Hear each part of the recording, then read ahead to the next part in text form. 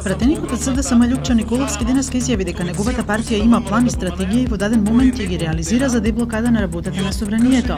Тој рече дека денешното напуштање на собраниската сала значи дека се откажуваат од репликите. Тој исто така рече дека неговата партија не прифаќа лидерска средба бидејќи не сакаат ниту да се договараат, ниту да преговараат со криминалци. Сдруженијето на новинарите на Македонија оценува дека извештајот за напредокот на демократијата во светот на Freedom House за 2017 во кој Македонија се третира како земја во развој со хибриден режим е објективен. Извештајот е последен во низата со кој целосно се разобличува коруптивниот медиумски систем во Македонија, се вели во соопштението.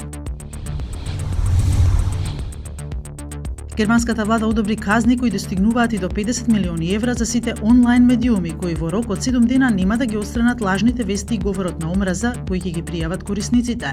Злосторствата на омразата против кои не се бориме на ефикасен начин представуваат голема опасност за отвореното, слободно и демократско општество, соопштија од владата.